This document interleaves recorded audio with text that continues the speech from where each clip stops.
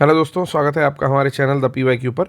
और एक बात बड़ी साफ बता देना चाहता हूं कि अगर आपको लगता है कि बीपीएससी में आए हुए क्वेश्चन यूपी पीसीएस में नहीं पूछेंगे या फिर पीईटी में नहीं पूछेंगे, तो ये आपकी गलतफहमी है और आप किसी भी एग्ज़ाम को सरासर नज़रअंदाज कर रहे हो। बेसिकली आपको वो प्रश्न देखने ही नहीं जो डिफरेंट कैटेगरी के हैं या अलग तरीके के हैं, क्योंकि आप आशा करके बैठे रहते हो कि एक अनएक्सपेक्टेड पेपर आ जाए पहले, फिर रोना शुरू करेंगे। ठीक है, तो चलिए उन लोगों के लिए उन लोगों को बहुत सारी बधाई जो एक अनएक्सपेक्टेड पेपर के लिए बैठे हुए हैं।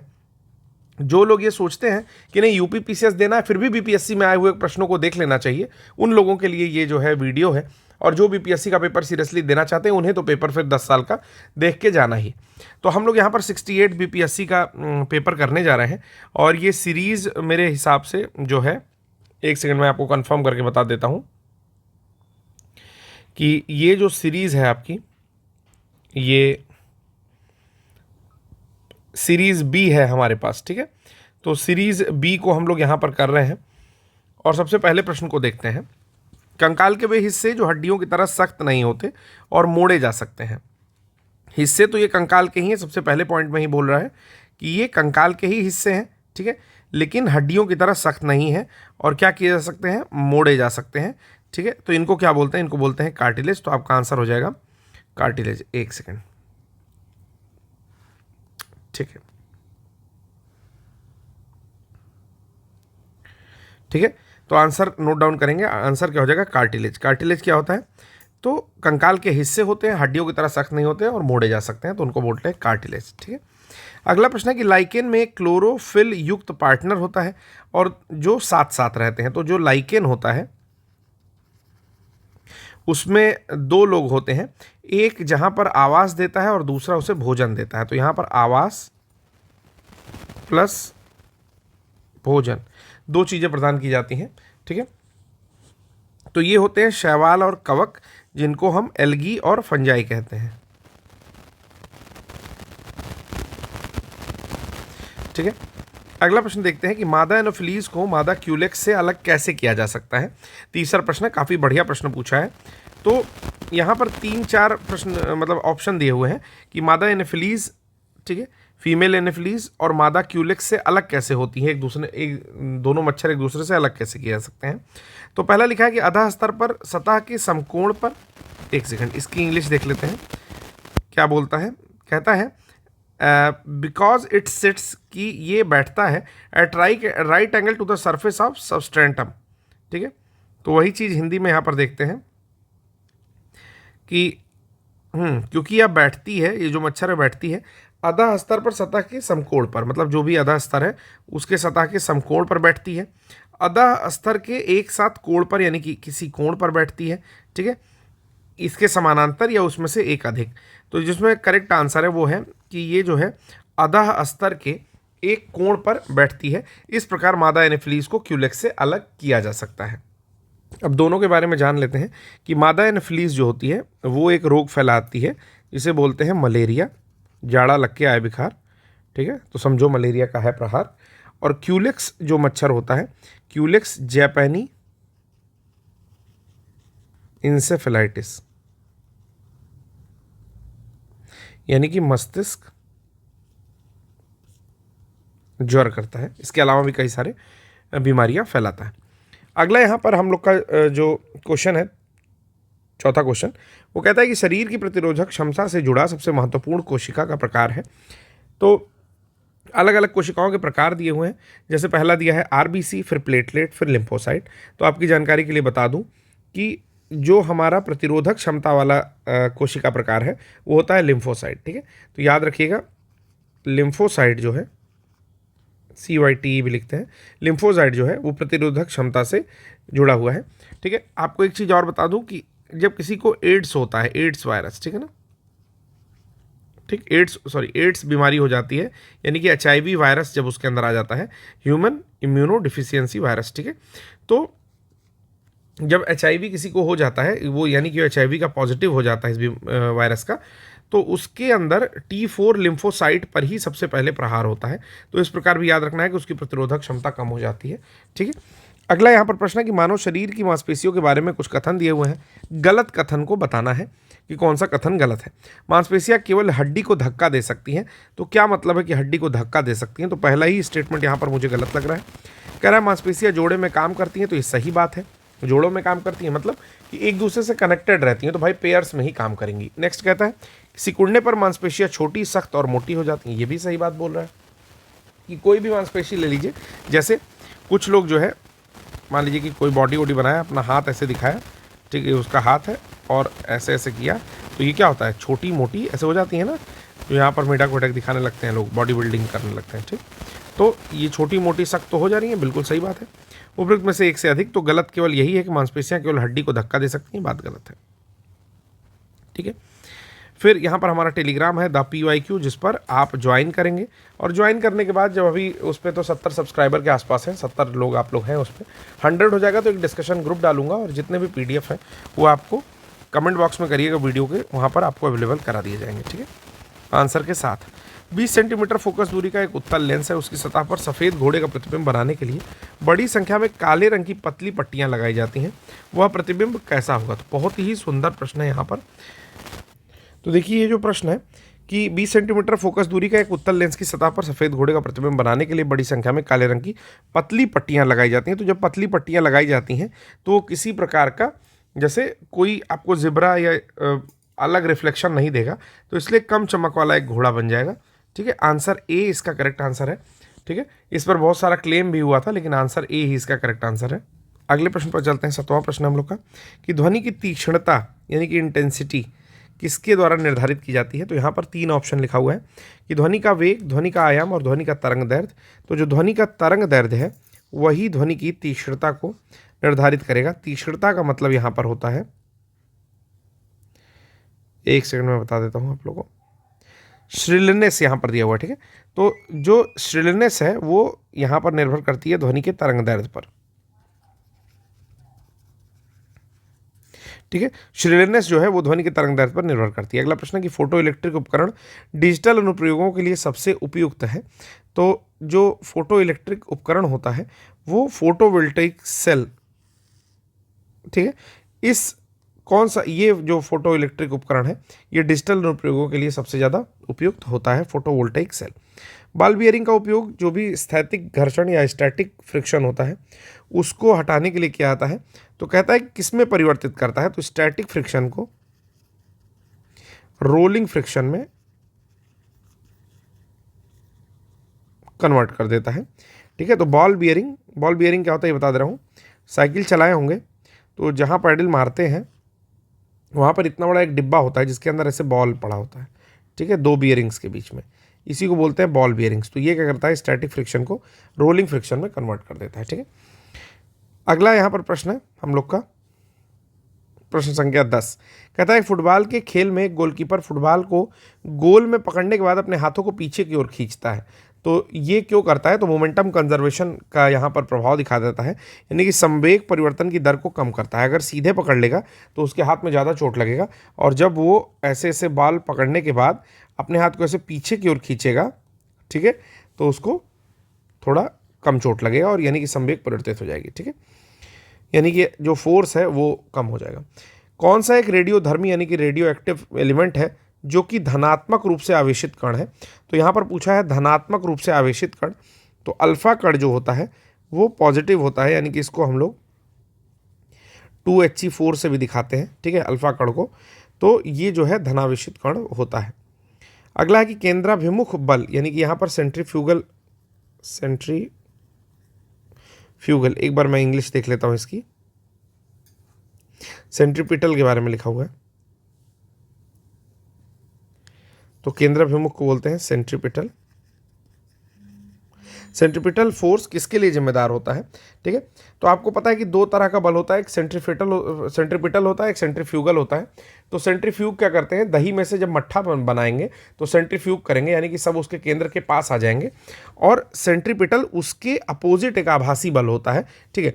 तो निम्न में से क्या होगा? अब आपको थोड़ा अंदाजा लग गया होगा कि वस्तु को वृत्ताकार पथ पर अगर गतिमान रखना है तो केंद्राभिमुख यानी कि सेंट्रीपिटल फोर्स की आवश्यकता पड़ती है। क्योंकि देखिए हो कैसे रहा है, बाकी ऑप्शन पढ़ लेते हैं कि अंतरिक्ष में वस्तु की स्वतंत्र गति, तो ये तो इससे होती नहीं है, उसके लिए F=g m1m2/r² एक दूसरा फार्मूला लगता है, ठीक है। वस्तु को सीधी रेखा के साथ उड़ाना, तो भाई ये भी नहीं होता है, उड़ाने का क्या मतलब है, उपयुक्त में से कोई नहीं। तो वस्तु को वृत्ताकार पथ पर गतिमान रखना, मतलब वस्तु जो होती है देखिएगा वो इस डायरेक्शन में जाने की कोशिश करती है, लेकिन उसको जो है आभासी रूप से अंदर की ओर बांधे रखने का काम जो है वो करता है सेंट्रीपिटल फोर्स, ठीक है। वस्तु हर जगह बाहर जाने की कोशिश करेगी, लेकिन उसको जो है अंदर की ओर रखने का प्रयास कौन करेगा, सेंट्रीपिटल फोर्स F सेंट्रीपिटल करेगा। ओके, चलिए अगले प्रश्न पर चलते हैं। अगला प्रश्न है यहाँ पर आपका कि निम्नलिखित में से किस ऊर्जा परिवर्तन में घर्षण बल शामिल होता है। तो मेरे हिसाब से तो ये आसान प्रश्न ही होगा कि जो गतिज ऊर्जा से ऊष्मा ऊर्जा बन रही है, ठीक है, तो इसमें क्या शामिल होता है, स्थितिज ऊर्जा से ध्वनि ऊर्जा बन रही है, इसमें शामिल होता है, रासायनिक ऊर्जा से ऊष्मा ऊर्जा बन रही है, या उसमें से एक से अधिक। तो इस प्रकार आप देखेंगे कि गतिज ऊर्जा जब होती है तो उससे ऊष्मीय ऊर्जा जो है वो बनने का चांस होता है ड्यू टू फ्रिक्शन, ठीक है। कि कोई भी चीज़ आप गति में चला रहे हो, सपोज करो साइकिल ही चला रहे हो, ठीक है, तो वहाँ पर फ्रिक्शन फोर्स लगेगा और जो ऊष्मीय ऊर्जा है यानी कि हीट एनर्जी है वो निकलेगी, ठीक है। लेकिन ऐसा स्थितिज ऊर्जा से और रासायनिक ऊर्जा से ध्वनि ऊर्जा में या घर्षण बल के थ्रू कोई भी परिवर्तन नहीं होता है। एक बस एक सीधे रास्ते पर चल रही है और अचानक दाईं ओर तेजी से मुड़ती है, मतलब बस चल रही है और राइट साइड में धीरे से मुड़ जाती है, तेजी से मुड़ जाती है। तो बस में बैठा यात्री, तो बस में जो बैठा यात्री है वो अभी भी अपने आप को आभास करेगा कि मैं सीधे ही चल रहा हूँ, मतलब स्टैटिक पोजीशन में हूँ। अचानक बस इधर मुड़ जाएगी तो वो क्या होगा, उसको धक्का इधर लगेगा। क्यों लगेगा, क्योंकि वो अभी भी इसी सिचुएशन में बैठा है। बस पूरी की पूरी इधर मुड़ गई तो उसके ऊपर एक आभासी बल लगेगा जो उसको इधर की ओर ढकेलेगा, ठीक है। तो यानी कि वो बाईं ओर झुकेगा। सी ऑप्शन जो होगा वो करेक्ट आंसर यहाँ पर हो जाएगा। चलिए अगले प्रश्न पर चलते हैं। एक संगीत कार्यक्रम में ऑर्केस्ट्रा बजाने से पहले एक सितार वादक तनाव को समायोजित करने की कोशिश करता है और स्ट्रिंग को उपयुक्त रूप से बांधता है। ऐसा करके वह क्या ठीक करना चाहता है, ठीक है। 4-5 ऑप्शन दिए, जैसे अन्य वाद्य यंत्रों की आवृत्ति के साथ सितार स्ट्रिंग की आवृत्ति को बैठाना चाहता है, ध्वनि का आयाम ठीक करना चाहता है, ध्वनि की तीव्रता ठीक करना चाहता है, एक से अधिक, या इनमें से कोई नहीं। तो देखिए जब कई सारे वाद्य यंत्र बजते हैं यानी कि म्यूजिकल इंस्ट्रूमेंट बजते हैं, ठीक है, जब कई सारे म्यूजिकल इंस्ट्रूमेंट बजते हैं तो सबकी आवृत्ति यानी कि फ्रीक्वेंसी सेम करनी पड़ती है। क्यों, क्योंकि पता चला कि जो गिटार है वो बज रहा है टाणा नाना, और तबला जो है अलग ही धुन में बज रहा है, धिनिक धिनिक बज रहा है, जबकि उसको कुछ और बजना चाहिए वहाँ पे। हारमोनियम जो है एक लाइन आगे बज रही है, या उसकी आवृत्ति ही दूसरी है, ठीक है ना। तो आवृत्ति को मैच करना बहुत ज़रूरी होता है, इसीलिए वो क्या कर रहा है, आवृत्ति को मैच करने की कोशिश कर रहा है। तो 15 का आंसर क्या हो जाएगा, ए हो जाएगा, ठीक है। अगला चलते हैं 16वें प्रश्न की ओर, आपको लेके चलता हूँ मैं। 16वां प्रश्न है, फिर से एक साइंस का ही प्रश्न है यहाँ पर। और देखिए साइंस तो भर भर के पूछी जाती है बीपीएससी में, तो साइंस को अच्छा कर लेना है। पदार्थ के एक रूप का कोई निश्चित आकार नहीं होता, लेकिन इसका एक निश्चित आयतन होता है। तो किसका है भाई, आकार नहीं निश्चित है लेकिन आयतन निश्चित है, यानी कि ये द्रव है। तो मिट्टी का तेल इसका करेक्ट आंसर हो जाएगा। इसमें ज़्यादा कुछ सोचना नहीं है, क्योंकि लिक्विड जो होता है, ठीक है, उसका वॉल्यूम जो है, आयतन जो है वो कांस्टेंट होता है, लेकिन इसका जो शेप होता है वो क्या होता है, वो किसी भी बर्तन का या जो भी पॉट है उसके शेप में ही आ जाता है, ठीक है, यानी कि नॉट फिक्स्ड। चल अगला प्रश्न है कि कुछ धातु ऑक्साइड अम्ल और क्षार के साथ अभिक्रिया कर नमक और पानी बनाते हैं, इन्हें उभयधर्मी ऑक्साइड कहते हैं, ठीक है। उभयधर्मी ऑक्साइड का इंग्लिश यहाँ पर हो जाएगा, एक सेकेंड, इसको बोलते हैं एम्फोटेरिक, ठीक है। उभयधर्मी ऑक्साइड का क्या हो जाएगा, एम्फोटेरिक, ठीक। एम्फोटेरिक ऑक्साइड्स बनाते हैं। तो पूछ रहा है कि कौन से वो ऑक्साइड के उदाहरण है, तो याद कर लीजिए एम्फोटेरिक ऑक्साइड के उदाहरण है Al2O3 और ZnO। इसको डायरेक्टली याद कर लीजिए कि ये जो धातु ऑक्साइड है वो अम्ल और क्षार के साथ अभिक्रिया करते हैं, नमक और पानी बनाते हैं, इनको उभयधर्मी ऑक्साइड या एम्फोटेरिक ऑक्साइड्स कहते हैं। Al2O3 और ZnO इनके उदाहरण हैं। अगला है कि कौन सी गैस अपने ग्रीन हाउस प्रभाव से ग्लोबल वार्मिंग में योगदान करती है। तो इसका आंसर काफ़ी आसान है, ठीक है। तो यहाँ पर कार्बन डाइऑक्साइड करती है, जो सबसे ज़्यादा कर सकती है, नाइट्रस ऑक्साइड भी करती है, मीथेन भी करती है। तो मेरे हिसाब से इसमें उपरोक्त में से एक से अधिक यहाँ पर आंसर होगा। बहुत सारे लोग इसको कार्बन डाइऑक्साइड लगा देंगे, इसीलिए प्रश्न पूरा पढ़ना जरूरी है। अगले प्रश्न पर चलते हैं, जो कि 19वां प्रश्न है यहाँ पर, कि अम्ल धातु कार्बोनेट से अभिक्रिया करके कौन सी गैस मुक्त करता है। ठीक है, तो कोई भी अम्ल है और धातु कार्बोनेट से क्रिया करेगा तो H2 तो निकालेगा, ये तो पक्का है, लेकिन उसके साथ साथ और भी गैसेस निकालेगा। तो यहाँ पर इस रिएक्शन को देख लीजिए, इसके हिसाब से CO2 भी निकलेगा, तो मोर देन 1 यहाँ पर ऑप्शन हो जाएगा। इसीलिए बहुत ध्यान से बिहार का पेपर करना चाहिए। नेक्स्ट प्रश्न यहाँ पर आता है आपके सामने, 20वां प्रश्न है यहाँ पर। ठीक है, अब प्रश्न क्या फंसाया हुआ है कि दे रहा है HCOH और HCOH, 2 बार HCOH करके दिया हुआ है। प्रश्न आपसे पूछता है कि ये जो HCOH वाला फंडा है ये है क्या। ठीक है ना, यानी कि कौन सा अम्ल इसे कहा जाएगा। ठीक, तो 20वां प्रश्न आपको फंसा सकता है। ठीक है, तो देखते हैं इसका क्या होगा। तो इसको अगर हम लोग ऐसे लिखें H2C2O4, ठीक है, तो ये ऑक्जेलिक एसिड निकल के आएगा। ऑक्जेलिक एसिड इसका करेक्ट आंसर हो जाएगा। ठीक है, अगला प्रश्न देखते हैं कि आपको 3 परखनलियाँ दी गई हैं, उसमें से एक में आसुत जल है, अन्य 2 में, एक में अम्लीय है विलयन और दूसरे में क्षारीय विलयन है। कहता है कि इसमें लाल लिटमस नीला हो जाएगा। ठीक है, तो नीला, ठीक है ना, अम्ल जो है नीला से लाल होता है, अम्ल क्या होता है, नीला से लाल होता है। तो क्षार क्या होगा, लाल से नीला, यानी कि क्षारीय विलयन उस हिसाब से चेंज हो जाएगा। तो 21 का आंसर हो जाएगा सी। ठीक है, अनिल करके याद कर सकते हैं। एसिटिक एसिड की गंध किसके समान होती है, तो सिरका। ये काफ़ी आसान प्रश्न पूछा हुआ है। अगला प्रश्न यहाँ पर चलते हैं, 22वां प्रश्न हम लोग का हो गया। नेक्स्ट प्रश्न चलते हैं 23वें प्रश्न की ओर। शुष्क HCl gas, dry HCl gas शुष्क लिटमस पत्र का रंग क्यों नहीं बदलती। ठीक है, तो यहाँ पर जो HCl गैस निर्जलीकरण एजेंट के रूप में कार्य करती है इसलिए नहीं बदलती। सूखी HCl गैस में उपस्थिति में नीला लिटमस सूख जाता है इसलिए नहीं होता है। कोई H3O+ आयन मौजूद नहीं होंगे, लिटमस केवल H3O+ आयन की उपस्थिति में रंग बदलता है। तो ये करेक्ट आंसर एक्सप्लेनेशन यहाँ पर दे रहा है। अगर नहीं भी मालूम है तो भी आप इसको कर सकते हैं। ठीक है, इतना सटीक यहाँ पर एक्सप्लेनेशन लिखा हुआ है कि एक अंदाजा के बेसिस पर भी आप इसको बड़े आराम से सॉल्व कर सकते हैं। अगला प्रश्न देखते हैं यहाँ पर। अगला प्रश्न विषम का पता लगाइए। तो विषम का पता लगाइए में 4 ऑप्शन दिए हुए हैं। पहला है फलों का पकना, सीमेंट की सेटिंग, कोयले का जलना, और इसके बाद दिया है उपरोक्त में से एक से अधिक या फिर उपरोक्त में से कोई नहीं। ठीक है, तो इसमें कैसे विषम पता लगाना है ये बड़ी कन्फ्यूज़न है कि भाई विषम होगा क्या। कि फलों का पकना तो कोई ऐसा एलिमेंट है कि एसिटिलीन है, मतलब एथिलीन है, उससे पका रहे हो। सीमेंट की सेटिंग तो इसमें कोई एजेंट है जिसके कारण ऐसा हो रहा है। कोयले का जलना तो उसमें से कुछ ऊष्मीयमान की बात है या कार्बन मोनोऑक्साइड या कार्बन डाइऑक्साइड की बात है। तो कोई भी इसमें पता नहीं चल पा रहा है, तो उपरोक्त में से कोई नहीं इसका करेक्ट ऑप्शन हो जाएगा जो आयोग ने दिया था। हीरे और ग्रेफाइट में कुछ सिमिलरिटीज़ है, तो उसमें एक सही कथन छांटना है। कह रहा है कि उनकी विद्युत चालकता समान होती है। तो चालकता होती तो है लेकिन समान होती है नहीं कह सकते। उनके पास समान क्रिस्टलीय संरचना है तो ये तो होती नहीं है। डिग्री ऑफ कठोरता सही है तो बहुत गलत है। उपरोक्त में से एक से अधिक तो हो ही नहीं सकता, तो कोई नहीं इसका भी आंसर हो जाएगा। ठीक है, अगला प्रश्न है यहाँ पर, किसके परिवर्तन के कारण रंध्र खुलते या बंद होते हैं। बहुत सुंदर प्रश्न है। ठीक है, तो जो कोशिकाओं में पानी की मात्रा होती है, ठीक है, उसी के कारण ऑस्मेटिक प्रेशर बनता है। ठीक है ना, परासरणीय दाब क्रिएट होता है। क्या क्रिएट होता है, परासरणीय दाब। इसी कारण जो है जो रंध्र होते हैं, स्टोमेटा जो होता है, इसको स्टोमेटा कहते हैं, ये खुलता और बंद होता है। ठीक है, ये चीज़ याद रखिएगा। अगला 27वां प्रश्न देखते हैं। क्लोरोफिल सूर्य के प्रकाश के किस तरंगदैर्घ्य को अवशोषित करता है। अच्छा प्रश्न है ये भी। तो इसका आंसर है लाल और नीले, क्योंकि ग्रीन कलर की पत्तियां होती हैं, तो ग्रीन मत आंसर लगाइएगा।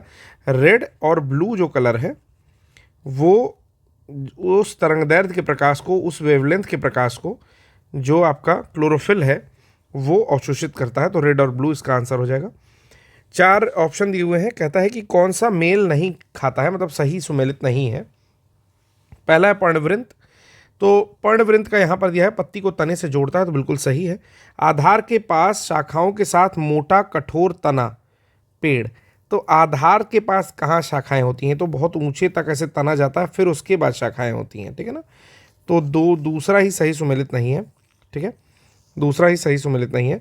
तीसरा देख लेते हैं, कमजोर तना जो सीधा खड़ा नहीं हो सकता उसको लता कहते हैं, सही है, और उनमें से एक से अधिक, ठीक है।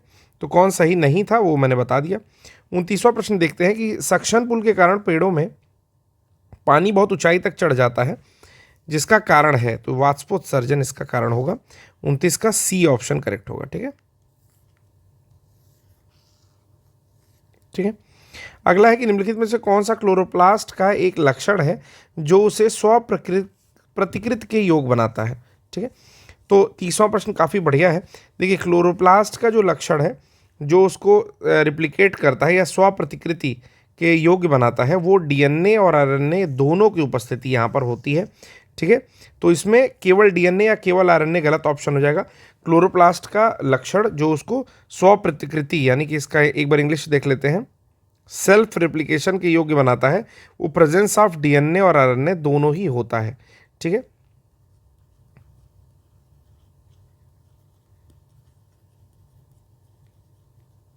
दोनों ही होता है, ठीक है। अगला प्रश्न देखते हैं यहाँ पर जो हम लोग का 31वां प्रश्न है, डेयरी के अक्षरों में कितने शब्द बनाए सकते हैं चाहे उसके जो भी अर्थ हो, ठीक है। तो अगर इस प्रश्न को देखा जाए तो यहाँ पर फैक्टोरियल का कंसेप्ट आता है। देखिए, वो अक्षर डी से भी शुरू हो सकता है, पांचों अक्षर आएंगे, आई से भी शुरू हो सकता है, पांचों आएंगे, ए से भी शुरू हो सकता है पांचों, आर से भी शुरू हो सकता है पांचों, और वाई से भी शुरू हो सकता है पांचों आएंगे, ठीक है। तो अर्थ कुछ भी हो कह रहा है तो इसको बोलेंगे फैक्टोरियल 5। तो 5 multiplied by 4 multiplied by 3 2 multiplied by 1, ठीक है। पांचों के 20 या 60 दूनी 120 आना चाहिए, ठीक है। अब यहाँ पर उपरोक्त में से कोई नहीं एक आंसर हो जाएगा, ठीक है। तो एक बार खुद से भी करके देख लेंगे इसको। चलिए, अगला प्रश्न यहाँ पर 31वां हो गया। 32वां प्रश्न यहाँ पर देखते हैं कि 44 लिखा है, 52 लिखा है, 58 लिखा है। अच्छा, इस तरह से ये चलेगा, मैं समझ गया। सेम प्रश्न जो है 69वीं में भी आया हुआ था। तो देखिए, ऐसे चलेगा, 44 में से 37 घटा देंगे तो आपका आएगा 7, और 7 में 7 का मल्टीप्लाई करेंगे आ जाएगा 49, ठीक है। इसी प्रकार इसका आंसर आ जाएगा 77, ठीक है। सेम कंसेप्ट लगेगा, जैसे इसमें से ये घटा आया 5, 5 में 7 का मल्टीप्लाई हुआ तो आ गया 35, ठीक है। चलिए, अगला प्रश्न है यहाँ पर कि दी गई श्रृंखला में समान पैटर्न का अनुसरण करते हुए लुप्त संख्या ज्ञात करनी है। एक आसान सा प्रश्न है, लॉजिक का प्रश्न है, ठीक है।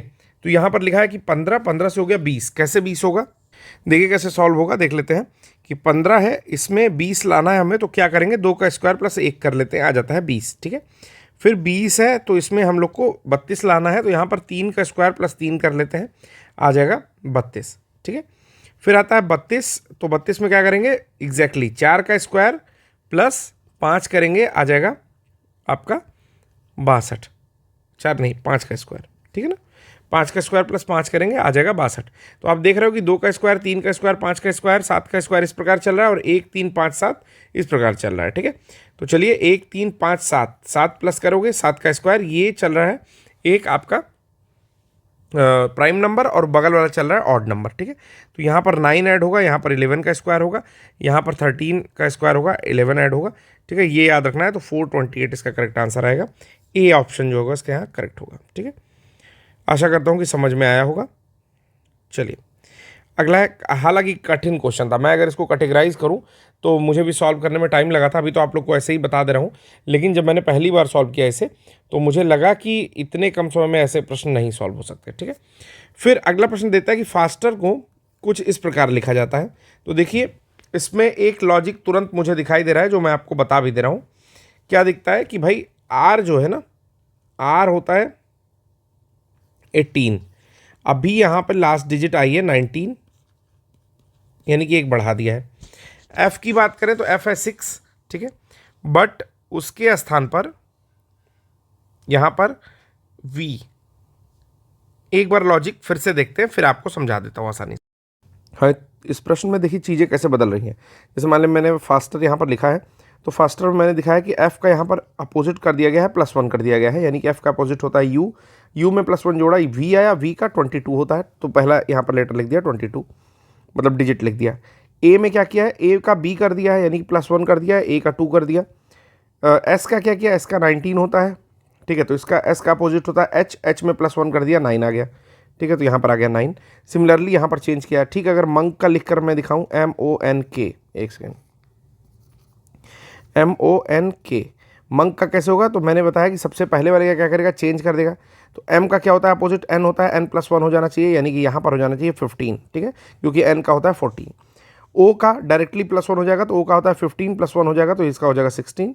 एन का क्या हो जाएगा, तो एन का हो जाएगा m+1 हो जाएगा, तो एम का होता है 13, यानी कि m+1 हो जाएगा, यानी कि 13 + 1 14 हो जाएगा।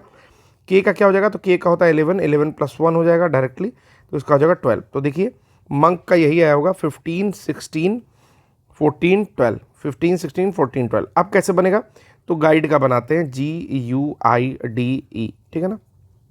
तो जी का सबसे पहले अपोजिट हो जाएगा, ठीक है, जी का अपोजिट क्या होता है, एस होता है, S+1 हो जाएगा, यानी कि यहाँ पर आना चाहिए, सॉरी एस नहीं होता है, टी होता है, ठीक है ना, टी होता है, T+1 हो जाना चाहिए, यानी कि पहला लेटर आना चाहिए, पहला मतलब हाँ जो वो आना चाहिए डिजिट, वो आना चाहिए 21।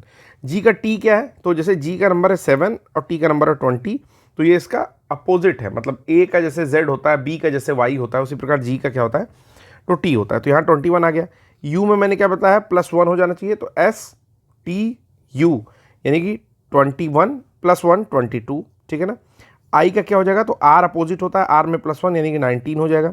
डी का क्या होगा, +1 यानी कि डी का 4 + 1 5। ई का क्या हो जाएगा, अपोजिट हो जाएगा, तो ई का अपोजिट क्या होता है, वी होता है, तो वी, एक सेकेंड, V+1 यानी कि 23, तो इसका आ जाएगा 21 22 19 5 23। देख लीजिए आंसर कौन सा है, बी आंसर इसका हो जाएगा, ठीक है। चलिए अब अगले प्रश्न पर चलते हैं। एक रेक्टेंगल, इसका एरिया दिया हुआ है 30 सेंटीमीटर²,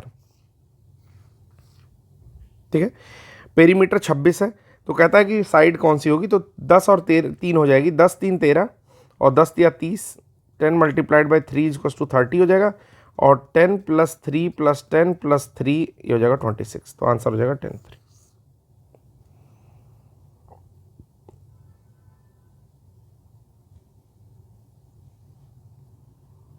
ठीक है, शॉपकीपर ऑफर करता है 10% डिस्काउंट किसी आइटम पर, यानी कि, और जिसका मार्क प्राइस 400 रुपये, तो यानी कि 400 रुपये मार्क प्राइस है, ठीक है ना, 10% डिस्काउंट इस पर ऑफर करता है, यानी कि 360 रुपीज़ का वो बेच रहा है। अभी कह रहा है कि अगर 10% इस पर GST ले ले तो कितने का बेचेगा, तो 360 + 36 396। आशा करता हूँ आपको समझ में आएगा ये प्रश्न। तो सेम प्रश्न हिंदी में एक बार फिर से लगा देते हैं कि कोई दुकानदार है किसी वस्तु पर 10% की छूट देता है और अंकित मूल्य 400 है, तो 400 पर 10% की छूट देगा, ठीक है, यानी कि आ जाएगा कुल 40 रुपये की छूट देगा, 360 रुपये दाम हो जाएगा वस्तु का, ठीक है। कहता है कि 10% GST अगर इस पर ले ले तो इस पर 10% GST ले लेगा, प्लस कर देना है, तो आ जाएगा 300, 10% आ जाएगा इसका 36, तो इसको 396 हो जाएगा, ऑप्शन हो जाएगा यहाँ पर करेक्ट 396 C। अगला प्रश्न यहाँ पर आता है आपके सामने, ये निम्नलिखित शब्दों को तार्किक और सार्थक क्रम में सजाइए, 37वां प्रश्न है, ठीक है। तो आपको ही पता है कि यहाँ पर सबसे पहले चीज़ें स्टार्ट होंगी आपके, सी ऑप्शन हो जाएगा सबसे पहला, ये बता दे रहा हूँ, ठीक है। कैसे स्टार्ट होंगी, सबसे पहले राष्ट्रपति से चीज़ें स्टार्ट होंगी, राष्ट्रपति, फिर कौन आएगा, उपराष्ट्रपति, फिर कौन आएगा, तो प्रधानमंत्री, फिर कौन आएगा, तो यहाँ पर अध्यक्ष, और उसके बाद आएंगे सांसद, ठीक है। तो इस प्रकार ये सजा दिया जाएगा। ये याद रखना है कि सांसद के पहले अध्यक्ष आ जाते हैं, ठीक है, ये वरीयता क्रम होता है। अगला प्रश्न है, रेशमा अपनी संपत्ति का 1/4, तो रेशमा की संपत्ति बना लीजिए, ठीक है, रेशमा अपनी संपत्ति का 1/4, ठीक है, धर्मार्थ संगठन को दे देती है, ये वाला पोर्शन धर्मार्थ संगठन को दे देती है, और जो संपत्ति बच गई है उसके अपने 3 बच्चों में बराबर बांट देती है, ठीक है। तो 3/4 को अपने 3 बच्चों में बराबर बांटोगे तो कितना बचेगा, 1/4 बच जाएगा, ठीक है। तो बस पूछता है कितनी संपत्ति बच गई, तो 1/4 संपत्ति जो है प्रत्येक बच्चे को 1/4 संपत्ति जो है प्रत्येक बच्चे को मिल गई। तो 38वें का प्रश्न हो जाए, आंसर हो जाएगा बी। इसके बाद आते हैं 39वें क्वेश्चन पर, 39वें प्रश्न पर। कहता है कि निम्नलिखित में से कौन सा कथन असत्य है। सबसे पहले ये माइंड करना है कि कौन सा कथन असत्य पूछा है, गलत पूछा है, ठीक है। तो कहता है प्रत्येक वर्ग एक समचतुर्भुज होता है। तो सही है। देखिए समचतुर्भुज क्या होता है, एकदम वर्ग के तरह ही ऐसा, एक सेकेंड,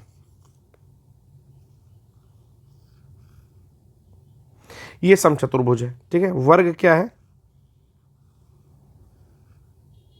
वर्ग ये है। ठीक है, तो आपको क्या दिख रहा है कि भाई सेम ही चीज है, बस एंगल यहां पर डिफरेंट कर दिया है। तो प्रत्येक वर्ग, जो वर्ग है, एक समचतुर्भुज होता है, यानी कि इसी का एक स्पेशल टाइप है, तो बिल्कुल सही है। प्रत्येक वर्ग एक आयत होता है, तो आयत क्या होता है, ये।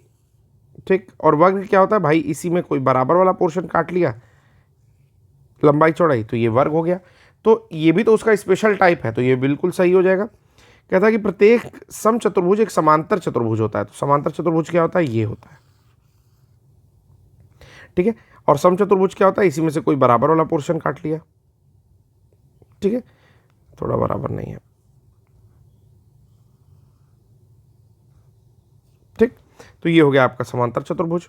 ठीक, अब कहता है कि उपरोक्त में से एक से अधिक गलत है, या कोई, इसमें कोई भी नहीं गलत है, सब सही, सारा का सारा स्टेटमेंट करेक्ट दिया हुआ है। ठीक है, 38वां 39वां कर लिया हमने। अब आता है यहाँ पर 40वां प्रश्न। 40वां प्रश्न पजल का प्रश्न है, चलिए करके देखते हैं। परिवार में बी कहता है कि आर मेरी बहन ए की पुत्री है। बी क्या कहता है कि आर मेरी बहन ए, कौन कहता है ऐसा, बी कहता है। डबल बॉन्ड, सिंगल बॉन्ड मतलब भाई बहन, डबल बॉन्ड मतलब मियाँ बीवी। ठीक है, जो टी की इकलौती पुत्री है, जो आर मेरी बहन ए की पुत्री है, जो टी की इकलौती पुत्री है, तो टी इन लोग के पिताजी हो गए। ठीक है ना। एक्स टी और जेड की संतान है, एक्स टी और जेड की संतान है, यानी कि बी ए एक्स ए की भाई बहन टाइप के हो गए। ठीक है, जो एच की दादी अथवा नानी है, एक्स टी और जेड की संतान है, जो एच की दादी अथवा नानी है। ठीक है, चलो ये भी हो गया। के एम की मां है, अब ये अलग स्टेटमेंट हो गया। ठीक है, जो एच की इकलौती बहन है,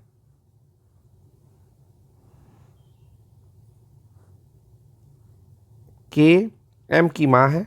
अगला स्टेटमेंट यहां पर कहता है के एम की मां है, तो के एम की मां बना दिया, जो एच की इकलौती बहन है, इस प्रकार बना दिया।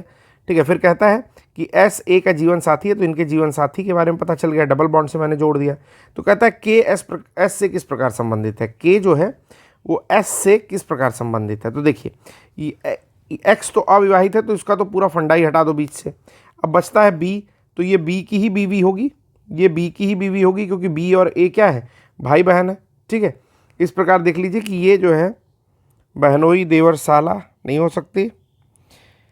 के का एस से किस प्रकार संबंध है, बहनोई देवर साला नहीं हो सकती, बहनोई देवर साले की पत्नी, तो साले की पत्नी लग रहा है।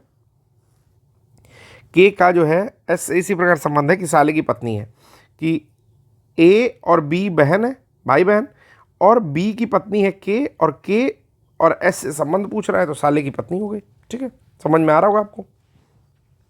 ठीक है, तो ये टफ क्वेश्चन तो पूछा हुआ है, ये तो मैं कहूँगा कि इजी प्रश्न नहीं है, इसको सॉल्व करने के लिए कम से कम 2 मिनट का समय चाहिए। चलिए, बिहार को जो है हल्के में नहीं ले सकते।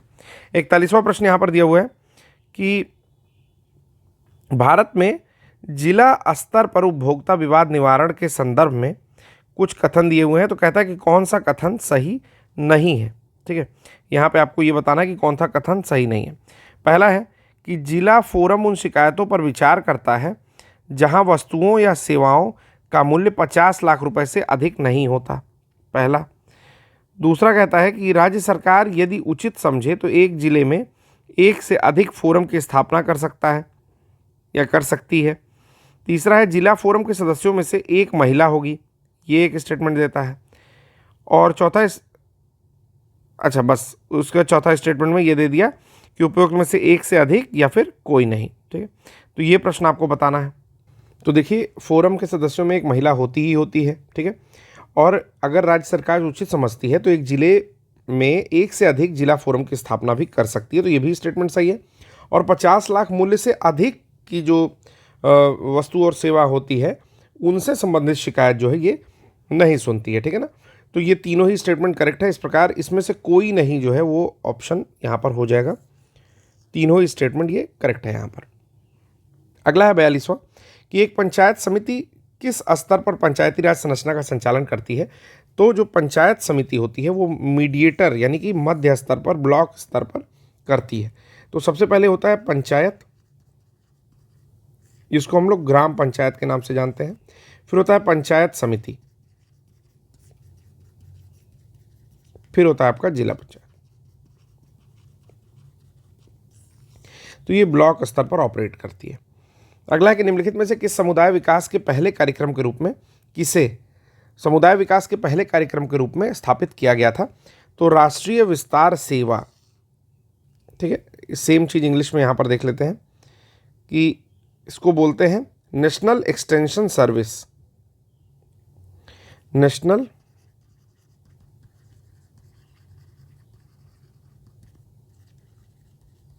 एक्सटेंशन सर्विस को यहां पर समुदाय विकास यानी कम्युनिटी डेवलपमेंट के पहल के रूप में सबसे पहले इस कार्यक्रम को स्थापित किया गया था, ठीक है। तो इस प्रकार हम लोग यहां पर 43वां प्रश्न भी कर चुके हैं। चलिए, ये कब आया था? तो 1953 में आया था। ये भी पॉइंट नोट कर सकते हैं। अगला यहां पर देखते हैं 44वां प्रश्न जो हम लोग का है कि भारतीय संविधान के अनुच्छेद 14 में लिखा हुआ है कानून के समक्ष समता, इसको बोलते हैं इक्वालिटी बिफोर लॉ। ये लिया गया है आपका यूएसए के संविधान से, ठीक है। इक्वालिटी बिफोर लॉ ये लिया गया है यूएसए के संविधान से, ठीक है। अगले प्रश्न पर आते हैं। कानून के समक्ष समता, नहीं यूएसए के, ये देखिए दो स्टेटमेंट है इसमें, बता दे रहा हूं, ठीक है। एक है इक्वालिटी बिफोर लॉ और एक है इक्वल प्रोटेक्शन। कानून के समक्ष समता और कानून का समान संरक्षण। तो ये इक्वल प्रोटेक्शन जो लिया गया है ये यूएसए से लिया गया है। समता जो ली गई है वो आपके ब्रिटेन से ली गई है। मैंने गलत बताया था, ठीक करेंगे इसको आंसर को, ठीक है। तो ये जो है आपका लिया गया है ब्रिटेन से। अगला देखते हैं यहाँ पर 45वां प्रश्न पर चलते हैं। संविधान को बनाने में कितना दिन लगा था? तो काफ़ी आसान प्रश्न, 2 वर्ष 11 माह और 18 दिन लगा था, ठीक है।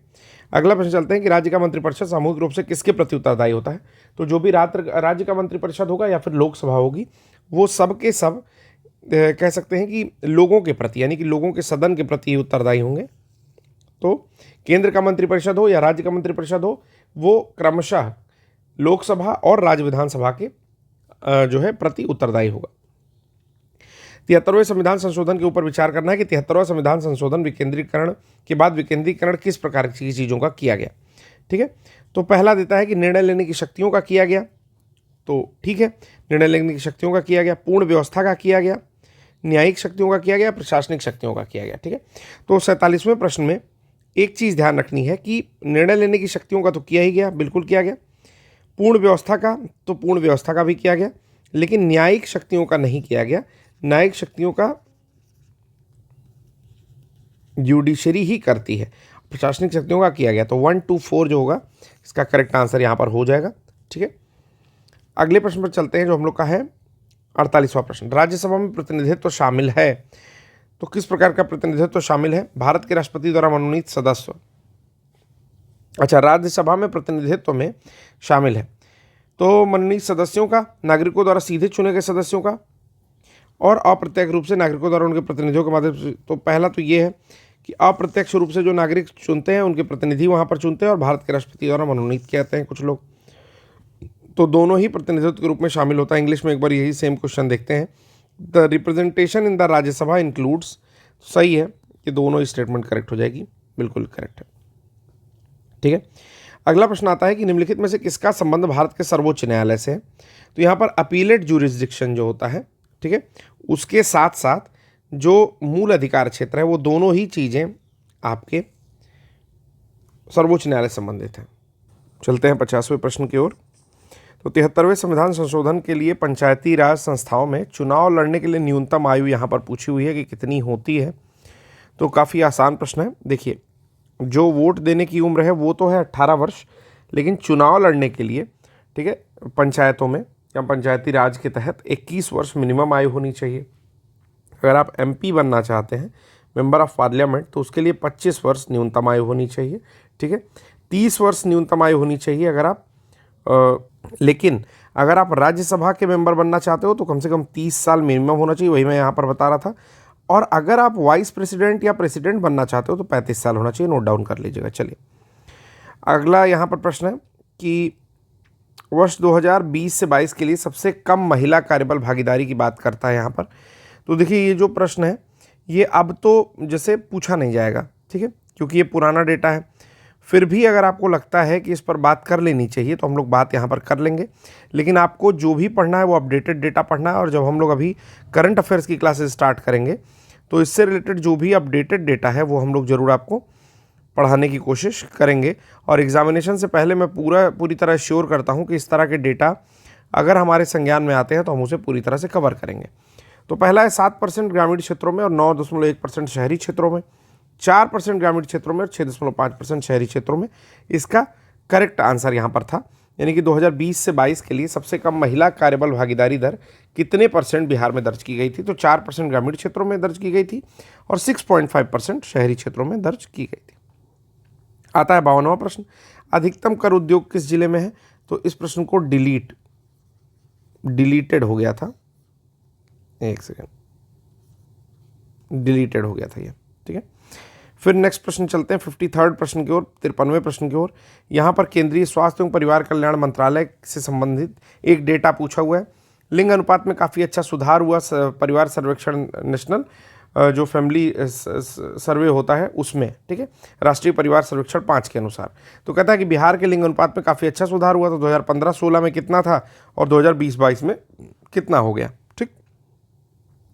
तो लिंग अनुपात में 1062 से 1090 में परिवर्तन आया है, इस प्रकार याद रखेंगे। हालांकि अब नया डेटा आएगा, नया डेटा देखेंगे। फिर आर्थिक सर्वेक्षण 2021-22 की बात करता है, तो अब हम लीव करना स्टार्ट कर रहे हैं।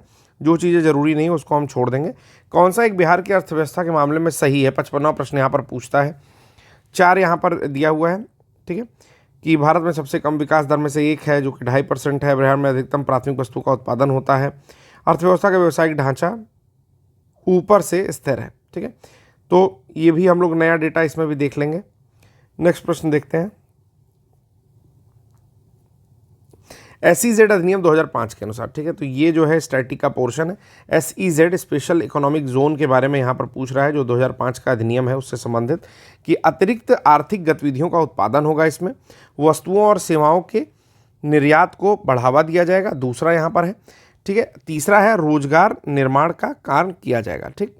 तो इसमें आपको बता दूं कि 1, 2 और 3 तीनों ही चीज़ें SEZ के बारे में सही हैं। यहाँ पर अतिरिक्त आर्थिक गतिविधियों का उत्पादन होता है, यानी कि एक्स्ट्रा इकोनॉमिक जो भी गतिविधियां हैं, एक सेकंड देखिए, हाँ, generation of additional economic activity ये होता है, promotion of export of goods and services ये होता है, और क्रिएशन ऑफ एम्प्लॉयमेंट ये भी होता है, यानी कि रोजगार भी देंगे, अतिरिक्त वस्तुओं का उत्पादन भी करेंगे, यानी गतिविधियां बढ़ाएंगे वहाँ पर, और सेवाओं के निर्यात को भी बढ़ावा देंगे। तो SEZ अधिनियम 2005 में तीनों आता है। कृषि विपणन प्रणाली की बात की जाए तो यानी कि एग्रीकल्चरल डिस्ट्रीब्यूशन सिस्टम की बात करते हैं, ठीक है। इसमें सुधार के लिए भारत सरकार द्वारा क्या क्या अपनाया गया है, ठीक है, डिस्ट्रीब्यूशन सुधारने के लिए। तो PDS बिल्कुल अपनाया गया है, MSP ये भी अपनाया गया है, बफर स्टॉक ये भी, कह सकते हैं कि एक से अधिक मेथड्स अपनाए गए हैं कि किस तरीके से हम लोग कृषि विपणन प्रणाली को सुधार सकते हैं। तो इसको हम लोग बोलेंगे सिस्टम ऑफ एग्रीकल्चरल मार्केटिंग, यहाँ पर लिखा हुआ है, ठीक है, सिस्टम ऑफ एग्रीकल्चरल मार्केटिंग।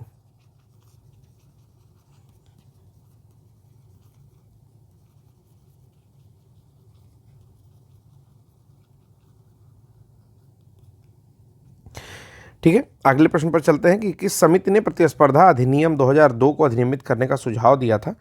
तो प्रतिस्पर्धा अधिनियम को अधिनियमित करने का सुझाव SVS राघवन, ठीक ना, SVS राघवन समिति ने दिया था, याद करिएगा, राघवन समिति प्रतिस्पर्धा अधिनियम 2002 को अधिनियमित करने का कहा था, यानी कि ये कंपटीशन एक्ट 2002 के बारे में बात कर रहा है, ठीक है। अगर हिंदी में कभी कंपटीशन एक्ट लिख दे तो उसको गड़बड़ाएंगे नहीं, ना घबराएंगे, ठीक है। तो मैं भी लिख दे रहा हूँ कंपटीशन एक्ट 2002 को कौन किया है? तो SVS राघवन समिति ने इसको अधिनियमित किया है। फिर 4 ऑप्शन देता है, धूसर क्रांति, गुलाबी, रजत क्रांति और लाल क्रांति। तो ये आसान प्रश्न है, ठीक है। इसका उत्तर लगभग सभी लोग पहली ही बार में दे देंगे। जैसे देखिए, जो लाल क्रांति हुई थी वो यहाँ पर गुलाबी क्रांति समझ लेते हैं, टमाटर और मांस के लिए हुई थी, तो B का 2 हो जाएगा। ऑप्शन ही नहीं है तो उपयुक्त में से कोई नहीं ऑप्शन हो जाएगा, ठीक है। मुझे तो यही लग रहा है, बाकी B का 1 भी हो सकता है गुलाबी में, ठीक है। रुक जाइए, तो लाल क्रांति, रुक जाइए गलती बता दिया हूँ, लाल क्रांति जो है टमाटर और मांस उत्पादन से हो गया, यानी कि D का 2 हो गया, ठीक है। तो या तो ये ऑप्शन होगा या तो ये ऑप्शन होगा। पहली बार मैंने गलत बता दिया है, सॉरी, मैं उसके लिए माफ़ी चाह रहा हूँ, ठीक है। गुलाबी क्रांति जो है वो प्याज से संबंधित है, तो B का 1 हो जाएगा और ऑप्शन हमारा ये मिल गया, ठीक है। क्यों मिला? क्योंकि जो रजत क्रांति होती है वो अंडे से संबंधित होती है, तो C का होता है 3। तो इस प्रकार आंसर ये मिल गया, ठीक है ना। तो सिल्वर रेवोल्यूशन अंडे से संबंधित होता है, गुलाबी प्याज से, और लाल जो है टमाटर मांस से, और धूसर उर्वरक से। धूसर को बोलते हैं ग्रे, ठीक है। चलिए, निम्नलिखित में से कौन सी एक पंचवर्षीय योजना मानव संसाधन विकास पर केंद्रित थी? 60वां प्रश्न दे रहा है, तो इसमें से कोई सी भी नहीं केंद्रित थी, ठीक है। 5वीं गरीबी हटाओ थी, पहली जो है आपका मतलब इंडस्ट्रियलाइजेशन करना चाहते थे, लेकिन सबसे पहले अन्नूगांव वाला टाइप का था कि एग्रीकल्चर पर ध्यान दे रहे थे। और तीसरे में जो है भारी उद्योग, एग्रीकल्चर के साथ साथ ये सारी चीज़ें हो रही होंगी, ठीक है। तो इसमें से कोई भी पंचवर्षीय योजना जो है विकास संसाधन पर केंद्रित नहीं थी। अगर आपसे पूछा जाए कि कौन सी केंद्रित थी, तो आप उसका उत्तर देंगे कि 8वीं पंचवर्षीय योजना जो आई थी, 5 ईयर प्लान जो आया था, वो आपका केंद्रित था ह्यूमन डेवलपमेंट पर, ठीक है। अगला 61वां प्रश्न है यहाँ पर कि 2022 से संबंधित कुछ विदेशी निवेश के बारे में बात करता है, छोड़ के आगे चलेंगे। आइए अगला प्रश्न देखते हैं कि वित्त मंत्री उदारीकरण दर प्रबंधन नियम की घोषणा कब हुई थी, ठीक है ना। वित्त मंत्री ने कब किया था? तो 91-92 के यूनियन बजट में, या 92-93 के यूनियन बजट में। तो यूनियन बजट 92 से 93 में वित्त मंत्री ने उदारीकृत विनिमय दर प्रबंधन प्रणाली की घोषणा की थी। तो याद रखिएगा, उदारीकृत विनिमय दर प्रबंधन प्रणाली की घोषणा कब की गई थी? तो ये की गई थी 92 से 93 के यूनियन बजट में। नाम है liberalised exchange rate management system, liberalised exchange rate management system, liberalised exchange rate management system, ठीक है ना।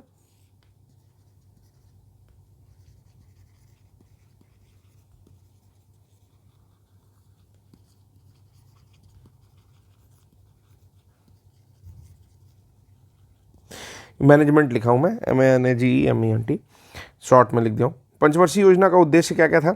तो पंचवर्षीय योजना चाहती थी कि विकास हो, आधुनिकीकरण हो, आत्मनिर्भरता हो, साहित्य बढ़े। तो एक से अधिक यहाँ पर ऑप्शन हो जाएंगे, ठीक है। साहित्य से रिलेटेड तो नहीं होगा, 1 2 3, ठीक है, 1 2 3 तो कन्फर्म होगा, ठीक है। अगला है कि गरीबी रेखा को निर्धारित करने के लिए कौन सा संगठन सर्वेक्षण करता है?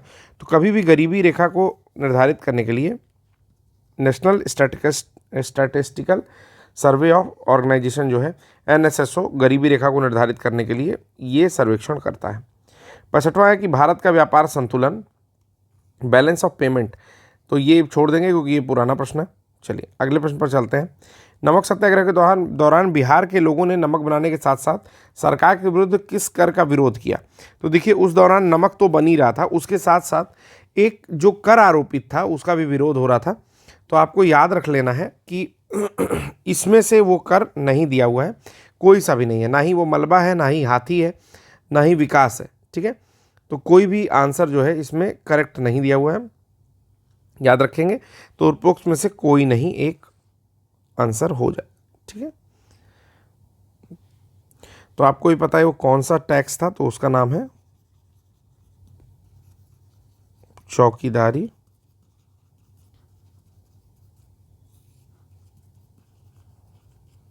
टैक्स। अगले प्रश्न पर चलते हैं। 67वां प्रश्न है यहाँ पर हिंदी वाला देखेंगे हम लोग, फंसेंगे नहीं ज़्यादा।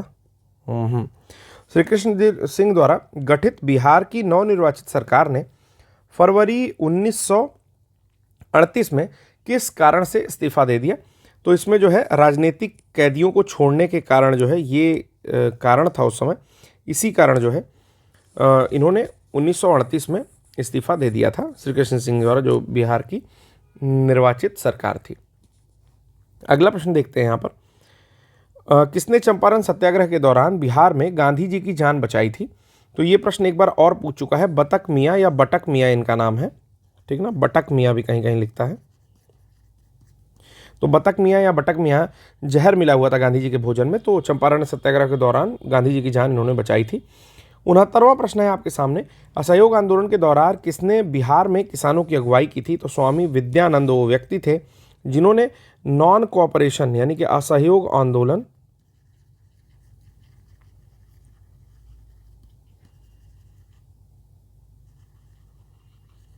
ठीक है मूवमेंट में साथ दिया था, ठीक है, अगुवाई की थी। अगले प्रश्न पर चलते हैं। अगला प्रश्न है 70, प्रथम बार संघर्ष के तरीकों के रूप में स्वदेशी एवं बहिष्कार किसके दौरान अपनाए गए थे? तो 70वां प्रश्न है। यहाँ पर दो चीज़ें पूछी हुई है कि एक तो ये पूछा है कि प्रथम बार कब अपनाया गया, ठीक है, और तरीका कौन कौन सा यहाँ पर दिया हुआ है। तो तरीका दिया हुआ है एक तो स्वदेशी और दूसरा यहाँ पर दिया हुआ है आपका बहिष्कार किसके दौरान अपनाए गए थे। तो प्रश्न है, तो यहाँ पर जब बंगाल विभाजन हुआ था तो पहली बार संघर्ष के तरीके के रूप में स्वदेशी और बहिष्कार दोनों चीज अपनाई गई थी। अगला प्रश्न देखते हैं, 1906 में आयोजित भारतीय राष्ट्रीय कांग्रेस आईएनसी के कलकत्ता अधिवेशन में भारत के लिए स्वराज का झंडा किसके द्वारा फहराया गया था? तो बहुत बढ़िया प्रश्न है। तो जो उस समय अध्यक्ष हुआ करते थे उन्होंने ये फहराया था, दादा भाई नौरोजी ने यहाँ पर स्वराज का झंडा कलकत्ता अधिवेशन में फहराया था। तो ये भी पॉइंट याद रखिएगा। 72वां प्रश्न है कि स्वतंत्रता संग्राम के दौरान भारतीय राज्यों कश्मीर, निजाम के हैदराबाद, त्रावणकोर आदि जैसे भारतीय शासकों द्वारा शासित राज्यों में एक समानांतर आंदोलन शुरू किया गया था, उसका क्या नाम था? तो काफी डेप्थ से प्रश्न ये भी पूछा हुआ है। इसका नाम है राज्य जन आंदोलन, याद रखिएगा, नाम है राज्य जन आंदोलन। भारतीय स्वतंत्रता संग्राम के बारे में कुछ कथन दिए हैं, कहता है कौन सा सही नहीं है। वर्ष 1921 में महात्मा गांधी को गिरफ्तार कर लिया गया था। तो इसमें डाउट ही हो रहा है मुझे, क्योंकि 21 में नहीं गिरफ्तार किया गया था, चौरी चौरा 22 तक चला था, तो 22 में ही गिरफ्तार किया गया होगा। तो ये स्टेटमेंट ही इनकरेक्ट हो गया पहला ही, ठीक है, 21 में इनको गिरफ्तार नहीं किया गया था। अगला है, चौरी चौरा कांड के कारण गांधी जी ने असहयोग आंदोलन में हाथ खींच लिया था, बिल्कुल सही है। गांधी जी ने अपना पहला प्रमुख सार्वजनिक भाषण बनारस हिंदू विश्वविद्यालय में दिया था, याद कर लीजिए, ये भी बिल्कुल सही स्टेटमेंट है कि अपना पहला सार्वजनिक भाषण जो है बनारस हिंदू विश्वविद्यालय में दिया था। उपयुक्त में से एक से अधिक, तो यहाँ पर गलत बताना है, गलत हमने बता दिया है। अगला प्रश्न हम लोग देखते हैं कौन सा है। तो यहाँ पर 73वां प्रश्न जो है वो हम लोग, 74वां प्रश्न अलग है। अगला है, अबुल कलाम आज़ाद के द्वारा किस पत्रिका को संपादित किया गया था? बढ़िया प्रश्न है ये भी। तो अल हिलाल को इन्होंने किया था। कॉमरेड को किसने किया था? तो कॉमरेड को एनी बेसेंट ने मेरे हिसाब से किया था। एक बार चेक करके इसका कमेंट बॉक्स में आंसर करिएगा, ठीक है। अगला प्रश्न है कि 19वीं शताब्दी के अंत में इतिहास के अध्ययन ने भारत में राष्ट्रीयता की भावना पैदा करने में किस प्रकार मदद की है? तो ब्रिटिश शासन के तहत दयनीय स्थितियों को बदलने और संघर्ष करने के लिए लोगों से आग्रह करके, इतिहास की पुनर्व्याख्या करके और अंग्रेजों द्वारा भारतीयों को पिछड़ा, आदिम और खुद पर शासन करने में असमर्थ के रूप में चिन्हित करने का खंडन करके, भारत के गौरवशाली अतीत के बारे में पर्चा लिख करके, बारे में लिख कर और लोगों से उनकी उपलब्धियों पर गर्व करने को आग्रह करके। तो मुझे लगता है कि 1, 2 भी थोड़ा बहुत सही लग रहा है, 3 तो पूरा सही है, तो मुझे लगता है कि 1 से अधिक यहाँ पर आंसर हो जाएगा आपका, ठीक है। 76वां प्रश्न देखते हैं। 76वां प्रश्न है कि नगरों में असहयोग आंदोलन के संबंध में निम्नलिखित में से कौन सा कथन सही नहीं है? आंदोलन में केवल उच्च जातियों और अमीरों ने भाग लिया, तो ये तो सही नहीं है पहला, ठीक है ना, 76 का। फिर कहता है कि मद्रास की जस्टिस पार्टी द्वारा भी काउंसिल चुनाव में बहिष्कार किया गया, तो जस्टिस पार्टी जो मद्रास की थी उसने बहिष्कार नहीं किया था। तो ये पॉइंट तो बहुत जरूरी है याद रखना कि इसने बहिष्कार नहीं किया था, तो ये भी गलत हो गया। हजारों छात्रों ने सरकारी नियंत्रण वाले स्कूलों को छोड़ दिया, प्रधानाध्यापकों और शिक्षकों ने इस्तीफा दे दिया और वकीलों ने अपनी प्रैक्टिस छोड़ दी, तो ये बिल्कुल सही है। पहला जो है, उच्च जातियों और अमीरों ने इसमें भाग नहीं लिया था, तो नहीं, गलत वाला बताना है तो 2 स्टेटमेंट जो है, पहला और दूसरा, ये गलत हो जाएगा, ठीक है ना, क्योंकि इन्होंने भाग नहीं लिया था और जस्टिस पार्टी ने बहिष्कार भी नहीं किया था, ठीक है। तो 76 भी कर लिया हमने। 77 क्वेश्चन पर चलते हैं। आपके स्क्रीन पर ये रहा, टिडिंग टिडिंग। एक सन्यासी जो फिजी में गिरमिटिया मजदूर के रूप में काम करने के बाद उस जिले में अपनी पीठ पर तुलसीदास रामायण की एक प्रति लेकर आया था, जिससे वह ग्रामीण श्रोताओं को छंद सुनाता था। ठीक है, तो उसका नाम यहाँ पर पूछा हुआ है कि वो कौन था, तो उनका नाम है किसान नेता बाबा रामचंद्र। ठीक है, तो याद रखिएगा फिजी में गिरमिटिया मजदूर थे ये, और उसके बाद जब वहाँ से लौटे तो रामायण की एक प्रति जो है अपने पीठ पर रख करके आए थे और ग्रामीण श्रोताओं को छंद भी सुनाते थे। तो इनका नाम है बाबा रामचंद्र। अगला है ऑल इंडिया हरिजन संघ की स्थापना 1932 में किसके द्वारा की गई। तो देखिए कई बार आया हुआ प्रश्न है, इसमें बिल्कुल कंफ्यूज नहीं होना है। जब भी हरिजन आएगा तो हरिजन शब्द ये गांधी जी दिए थे, तो ऑल इंडिया हरिजन संघ की स्थापना भी गांधी जी करेंगे। वहीं डिप्रेस्ड क्लास होता तो फिर उसके BR अम्बेडकर हो जाते। ठीक है, तो ये चीज़ याद रखेंगे। अगला है कि 20 फरवरी 1947 को प्रधानमंत्री एटली ने भारत से ब्रिटिश शासन को कब तक वापस लेने की घोषणा कही थी। तो जून 1948 में इन्होंने कहा था कि हम जो है ब्रिटिश शासन को बाहर खींच लाएंगे।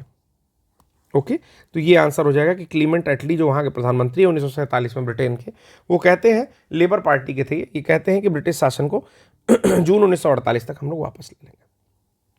80वां प्रश्न है, स्वराज दल की स्थापना बिहार में किसने की है। तो स्वराज दल की स्थापना श्री कृष्ण सिंह के द्वारा, स्वराज दल की स्थापना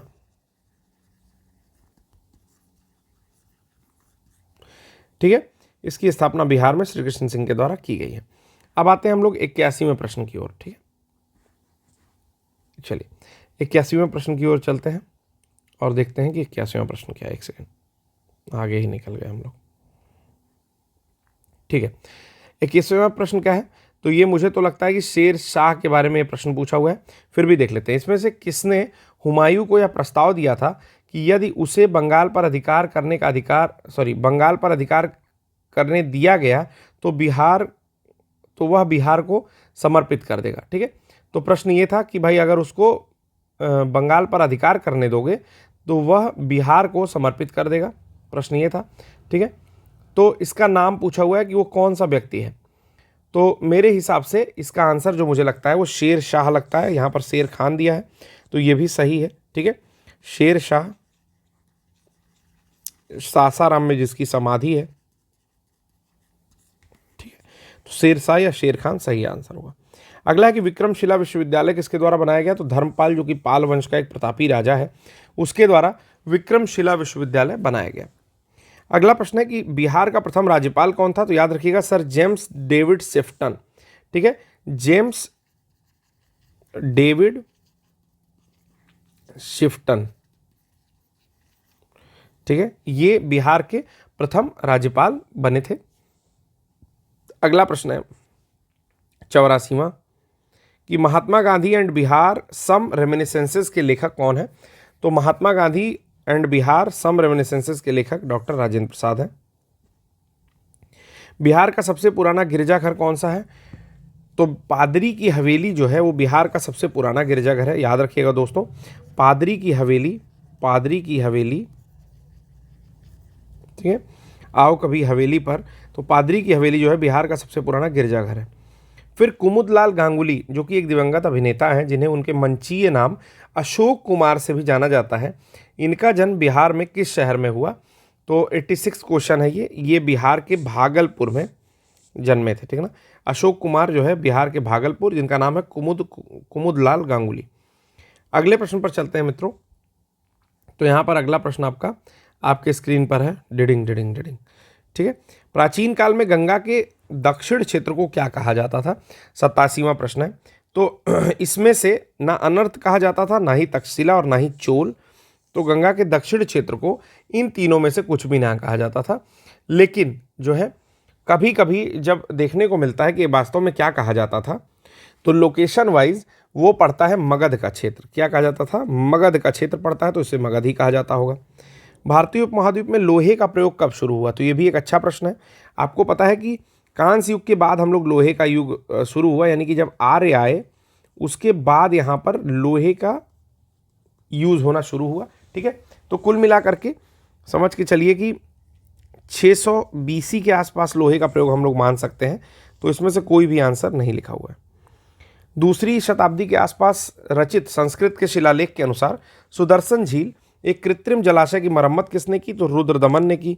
ठीक है, हालांकि और किसने किसने की? तो इसको चंद्रगुप्त ने भी किया था, चंद्रगुप्त के अलावा फिर अशोक ने भी किया, रुद्रदमन ने किया और स्कंदगुप्त ने किया। तो टोटल 4 व्यक्तियों ने मरम्मत की, लेकिन संस्कृत का जो शिलालेख है उस पर रुद्रदमन का ही जो है विवरण मिलता है। ठीक है, तो याद रखिएगा 89 का सी जो है आंसर हो जाएगा। ठीक, अगला प्रश्न आता है कि झांसी के पास देवगढ़ का मंदिर और इलाहाबाद के पास गढ़वा मंदिर में बनी मूर्तियां किस कला की हैं? तो जो झांसी वाला एरिया है वहाँ पर गुप्त लोग शासन करते थे, जैसे दशावतार मंदिर इत्यादि चीज़ें, भूमरा का शिव मंदिर, ये सब जानते होंगे। तो देवगढ़ का मंदिर और इलाहाबाद के पास गढ़वा मंदिर, ये दोनों ही गुप्तकालीन कलाओं में आता है। अगला प्रश्न है इसमें कि निम्नलिखित में से किस युद्ध में मुख्य विरोधियों का सही उल्लेख नहीं किया गया है? तो यहाँ पर पानीपत का द्वितीय युद्ध जो लिखा है ये मुझे पूरी तरह से गलत लग रहा है। ठीक ना, पानीपत का द्वितीय युद्ध पूरी तरह से गलत लग रहा है, तो सी इसका ऑप्शन हो जाएगा। ठीक है, चलिए, तो यहाँ पर जो करेक्ट होगा वो क्या होगा? 1556 में बेसिकली अकबर और हेमू के मध्य लड़ा गया था। 92वां प्रश्न है कि दिल्ली सल्तनत के दौरान मुकद्दम या चौधरी पद जो था वो किसके लिए प्रयुक्त होता था? तो जो गांव के सरपंच होते थे उन्हीं को चौधरी या मुकद्दम कहा जाता था। याद करिएगा केवल दिल्ली सल्तनत के समय होता था, यानी कि 1206 से लेकर के आप मोटी मोटा मान सकते हैं कि 1525 तक के लिए ये पद यूज होता था। ठीक है, मुकद्दम या चौधरी गांव के सरपंच के लिए।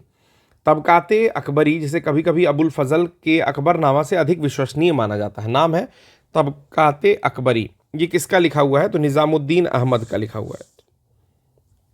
बिल्कुल गलत नहीं करेंगे, याद कर लीजिए, तबकाते अकबरी, तबकात ए अकबरी। आपको एक बुक और मिलेगी, तबकाते नसीरी भी इसी तरह से मिलेगी। ठीक ना, मिनाज उस सिराज की तबकाते नसीरी मिलेगी। तो तबकाते अकबरी अगर आएगा तो निजामुद्दीन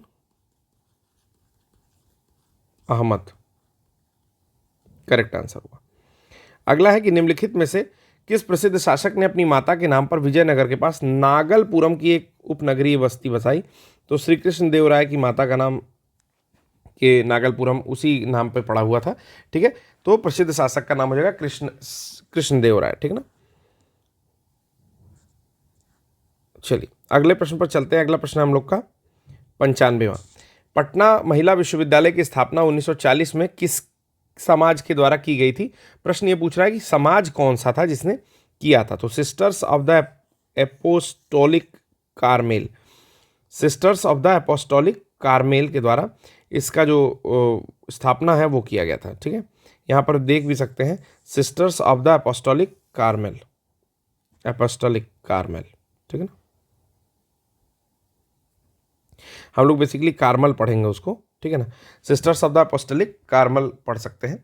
तो 1940 में पटना महिला विश्वविद्यालय की स्थापना इन्हीं लोग के द्वारा की गई थी, 1940 में, याद रखिएगा। ठीक है, 1947 की बात करता है कि भारत और पाकिस्तान के बीच अंतर्राष्ट्रीय सीमाएं खींचने का श्रेय किसको दिया जाता है? तो पूरा नाम है सिरिल रेडक्लिफ, वैसे आप इसको रेडक्लिफ लाइन के नाम से भी जानते हैं। और पहले ये जो लाइन थी ये आपके पाकिस्तान के पास भी थी, ठीक है ना, और इधर बांग्लादेश के पास भी थी। ठीक, क्योंकि दोनों ही पाकिस्तान था। फिर बाद में बांग्लादेश आज़ाद होता है तो उसको जीरो लाइन कहने लगते हैं, और इस प्रकार रेडक्लिफ अभी एक साइड में बची हुई है। ये पॉइंट याद रखिएगा। ठीक है, चलिए अगला प्रश्न है कि किसने बंगाल में महालवाड़ी बंदोबस्त की शुरुआत की थी? तो अगर ऑप्शन में देखें तो होल्ट मैकेंजी जो लिखा हुआ है ये करेक्ट ऑप्शन है कि बंगाल में महालवाड़ी की बंदोबस्त की शुरुआत, एक्चुअली परमानेंट सेटलमेंट की 3 टाइप थी, रैयतवाड़ी, महालवाड़ी, इस्तमरारी या परमानेंट सेटलमेंट। तो उसी में से महालवाड़ी जो बंगाल के एरिया में कुछ आया था वो मैकेंजी के द्वारा शुरू किया गया था। अगले प्रश्न पर चलते हैं कि 1940 में विनोबा भावे ने व्यक्तिगत सत्याग्रह कहाँ से शुरू किया था? तो इन्होंने पवनार महाराष्ट्र से शुरू किया था। ठीक है, पवनार महाराष्ट्र से शुरू किया था। चलिए अगला है कि 1918 में मोंटफोर्ट सुधार पर कांग्रेस ने एक महत्वपूर्ण रुख अपनाया जिसके कारण पुराने उदारवादी अवशेष सप्रू, जयकर और चिंतामणि टूट गए, जिन्होंने किस चीज़ का गठन किया? ठीक है, तो Indian national liberal federation, Indian national liberal federation का गठन किया।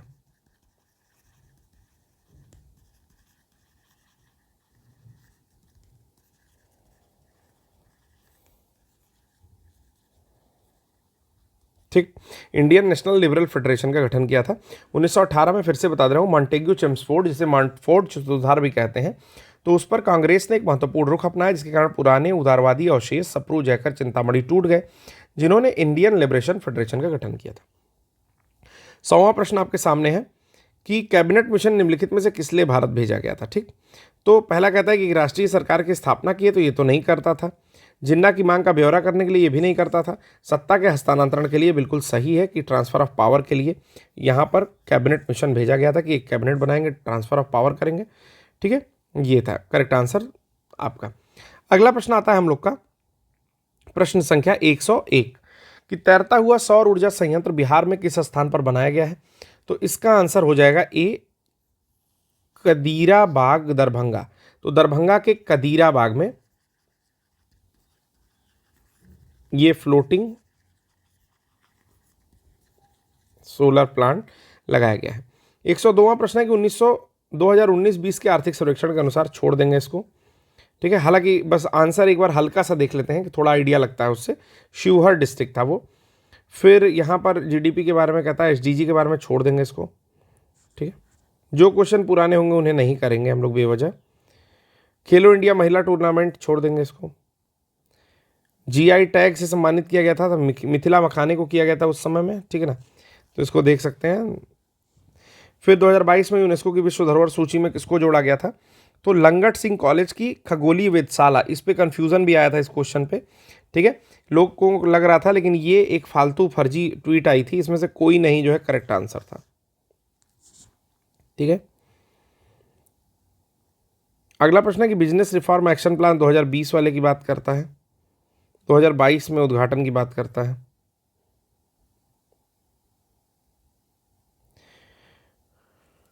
पुरुष महिला खिलाड़ी की बात करता है 2022 के अकॉर्डिंग, छोड़ देंगे इसको भी। शहरीकरण की बात करता है कि 2011 इसको करेंगे कि पिछले 10 वर्षों में राज्य का शहरीकरण बहुत तेजी से बढ़ रहा है। 2011 की जनगणना के अनुसार बिहार में शहरीकरण का स्तर कितने प्रतिशत था, जो वर्तमान में बढ़ करके यानी कि 2022 में कितने प्रतिशत हो गया। ठीक है, तो ये प्रश्न जो है छोड़ नहीं सकते, तो इसका आंसर हो जाएगा पहले 11.3% था, अभी शहरीकरण बढ़ के 15.3% हो गया है। ठीक, आते हैं अगले प्रश्न पर। 111वां प्रश्न यहाँ पर कि निम्नलिखित में से किस केंद्रीय मंत्रालय ने हाल ही में 2022 में युवा 2.0 योजना का शुभारंभ किया है। तो हालांकि ये भी पुराना प्रश्न है, लेकिन करने को कर सकते हैं कि शिक्षा मंत्रालय ने युवा 2.0 योजना का शुभारंभ किया था। फिर वीडियोग्राफी के साथ भारतीय मातृभाषा संरक्षण कार्य किया गया, तो कितनी भाषाओं को इसमें शामिल किया गया। तो देखिए, ये प्रश्न पूछता रहता है घुमा घुमा के। अभी आरओ में भी यहीं से प्रश्न आया हुआ है कि नवंबर 2022 को देश की कितनी भाषाओं की फील्ड वीडियोग्राफी में, यानी कि भारतीय मातृभाषा सर्वेक्षण में कितनी भाषाओं को पूरा किया गया। ठीक है, तो 576 भाषाएं इसमें शामिल की गई। अगला आता है, निम्नलिखित में से किस समिति ने 1 जनवरी 2026 से पूर्ण मूल्य निर्धारण स्वतंत्रता की सिफारिश करते हुए गैस मूल्य निर्धारण की एक रिपोर्ट प्रस्तुत की है। तो ये किरीट पारीख समिति ने जो है पेट्रोलियम या गैस से संबंधित इनकी जो रिफॉर्म्स थे उस पर इन्होंने अपनी सिफारिश दी थी, जो कि 1 जनवरी 2026 से पूर्ण मूल्य निर्धारण स्वतंत्रता उसके लिए दी जाएगी। 114वां प्रश्न यहाँ पर है कि 2022 के अनुसार 5 सितारा कचरा मुक्त शहर रैंक किसको सम्मानित नहीं किया गया है। तो मुझे लगता है भोपाल को उस समय सम्मानित नहीं किया गया था। ठीक है ना, या भोपाल भी सम्मानित था, सॉरी। तो यहाँ पर कोई नहीं ऑप्शन हो जाएगा। चलिए, बिजनेस रिफॉर्म एक्शन प्लान छोड़ देंगे हम लोग। ये तो फिर सारे प्रश्न वही आ रहे हैं। डोनी पोलो हवाई अड्डा कहाँ पर है, तो डिब्रूगढ़ में है। ठीक है, 115 का लगा लेंगे। सॉरी, डिब्रूगढ़ नहीं, सॉरी असम का डिब्रूगढ़ होता है, ईटानगर, सॉरी अरुणाचल में है ना डोनी पोलो। नोट करेंगे, अरुणाचल में ईटानगर कैपिटल हो जाएगी उसकी। किस जानवर को 2022 में खाद्य सुरक्षा के अनुसार, तो उस समय हिमालयन याक को दिया गया था। अब इससे क्या ही मतलब है। पहला फ्लोटिंग वित्तीय साक्षरता शिविर हाल ही में इंडिया पोस्ट पेमेंट बैंक द्वारा कहाँ पर आयोजित किया गया था। तो याद रखेंगे कि श्रीनगर में पहला फ्लोटिंग वित्तीय साक्षरता शिविर शुरू किया गया था। ठीक है, किसके द्वारा, तो इंडियन पोस्ट पेमेंट बैंक के द्वारा। नेक्स्ट यहाँ पर आता है कि भारत के राष्ट्रपति ने निम्नलिखित में से किस आईआईटी में परम कामरूप डाला है, तो कामरूप जिस तरह से नाम है आपको भी पता चल गया होगा कि गुवाहाटी का ही है। ठीक। अगला है कि 8 अक्टूबर 2022 को मनाए गए 90वें वायु सेना दिवस पर 80 वायुयानों के देश घंटे भर का हवाई प्रदर्शन किया गया, किस स्थान पर किया गया? तो इसका जो आंसर था वो था सुखना झील, चंडीगढ़ में किया गया था। ठीक है। भारत सरकार के पोषण अभियान के तहत वर्ष के किस महीने को राष्ट्रीय पोषण माह या नेशनल न्यूट्रिशन मंथ के रूप में मनाया जाता है?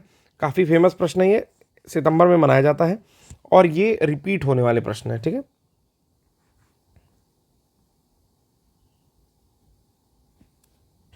अगला प्रश्न है कि चीन के तियांगोंग अंतरिक्ष स्टेशन में हाल ही में लॉन्च किए गए अंतिम मॉड्यूल का नाम क्या है? तो उसका नाम है मेंगटियन। ठीक है, नाम है मेंगटियन, याद रखेंगे। 122वां प्रश्न है यहाँ पर कि विश्व का सबसे बड़ा ज्वालामुखी कोई है जो कि पिछले 38 वर्ष में पहली बार फूट गया है, उसका क्या नाम है? तो मौना लोआ और मौना किया, दो ज्वालामुखी है, इसमें से मौना लोआ 38 वर्ष बाद फूट गया है। ठीक है, हवाई द्वीप पर स्थित है। इसमें से किसे हाल ही में उनके उपन्यास the seven moons of the Maali Almeida, तो शेहान करुणा तिलक जो कि श्रीलंका के हैं, उन्हें जो है 2022 के लिए बुकर पुरस्कार मिला है। इंटरनेशनल बुकर पुरस्कार और बुकर पुरस्कार दोनों अलग अलग होता है, तो इन्हें बुकर पुरस्कार मिला है। विश्व अंतरिक्ष सप्ताह 2022 की थीम पूछिए तो इससे कोई मतलब नहीं है हमारा। आगे चलते हैं।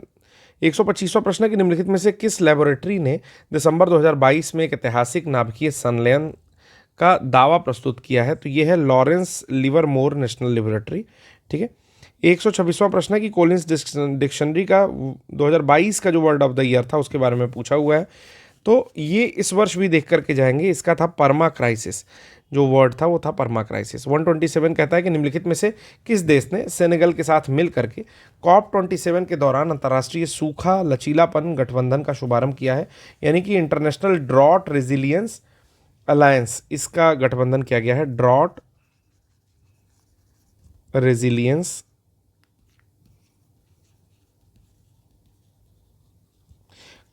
अलायंस। ठीक है, इंटरनेशनल। ये 127 क्वेश्चन का जो करेक्ट आंसर था वो था स्पेन की। COP27 के दौरान अंतर्राष्ट्रीय सूखा लचीलापन गठबंधन का शुभारंभ सेनेगल के साथ मिलकर के स्पेन ने स्टार्ट किया था। अगले प्रश्न पर चलते हैं कि भारत में पहली बार किस देश के दूतावास ने निहोंशु के लिए जीआई टैग के लिए आवेदन किया है? तो ये जापान ने, आपको नाम से भी पता चल रहा होगा कि निहोंशु के लिए जो है इन्होंने आवेदन किया है। 129 प्रश्न पर चलते हैं कि इक्वल्स अंतरिक्ष यान को आगे बढ़ाने के लिए भाप का सफलतापूर्वक उपयोग किसके द्वारा किया गया है? ठीक है, किसी देश की अंतरिक्ष एजेंसी है जिसने अपने इक्वल्स अंतरिक्ष यान को आगे बढ़ाने के लिए भाप का सफलतापूर्वक प्रयोग किया है। तो इसका जो आंसर है वो है जाक्सा, जो जापान की अंतरिक्ष एजेंसी है उसने किया है ऐसा। अक्टूबर 2022 में लॉन्च किए गए टेस्ला ह्यूमनॉइड रोबोट का नाम क्या है? ऑप्टिमस है, ये मैं बताया भी हूँ आपको। अगला प्रश्न देखते हैं यहाँ पर। 131वां प्रश्न है कि भारत के निम्नलिखित में से किस राज्य की सीमा बिहार के साथ अधिकतम जिलों से लगती है? तो अगर हम लोग बिहार का मैप समझें तो फिर हमें ये चीज़ बहुत क्लियरली समझ में आ जाती है कि जो बिहार राज्य है, ठीक है, उसकी सीमा अलग अलग राज्यों से लगती है, लेकिन सबसे ज़्यादा आप कह सकते हैं कि दो राज्यों से लगती है, उत्तर प्रदेश और झारखंड दोनों से ही लगती है। ठीक है, तो जिलों से लगती है। तो उस प्रकार एक से अधिक आंसर यहाँ पर हो जाएगा। 132वां प्रश्न जो है उसका प्रश्न है कि भागलपुर से मिर्जा चेवकी की ओर रेल मार्ग में बिहार का अंतिम रेलवे स्टेशन कौन सा है? तो ये काफ़ी डेप्थ का क्वेश्चन, रेलवे का क्वेश्चन, अम्मापाली रेलवे स्टेशन है, पूछ दिया है। 133वां प्रश्न यहाँ पर आपके स्क्रीन पर है कि रोहतास, मतलब निम्नलिखित कथनों पर विचार करना है खनिज उत्पादन से संबंधित। रोहतास में पायराइट का उत्पादन मतलब सर्वाधिक भंडार है। चूना पत्थर कैमूर, भाभुआ, मुंगेर एवं रोहतास जिलों में पाया जाता है। ठीक है, दूसरा स्टेटमेंट यहाँ पर लिखा हुआ है। फिर है जमुई जिले में सोने के भंडार पाए जाते हैं। तो देखिए यहाँ पर जमुई जिले का सोने का भंडार सही है, चूना पत्थर कैमूर सही है और थोड़ा बहुत रोहतास का पायराइट भी सही है। तो मुझे लगता है कि मोर देन वन जो इसका ऑप्शन होगा वो करेक्ट हो जाएगा। ठीक है, 133 में सही पूछा है। तो जमुई जिले में सोने के भंडार मतलब थोड़ा बहुत पाया जाता है, ठीक है ना, जमुई में। ठीक है, अगला प्रश्न देखते हैं यहाँ पर। कहता है बिहार में बहने वाली पवित्र नदी फल्गु निम्नलिखित में से किस नदियों के संगम पर स्थित है? तो ये मोहना और लीलाजन दो नदियां हैं। मोहाना और लीलाजन, इनके संगम पर फल्गु नदी स्थित है। बिहार में निम्नलिखित में से किस स्थान पर पहली बार चाय बागानों की स्थापना की गई थी? तो चाय बागानों की स्थापना ठाकुरगंज में की गई थी। थोड़ा सा पहाड़ी इलाका है ठाकुरगंज, तो वहाँ पर चाय बागानों की स्थापना की गई थी।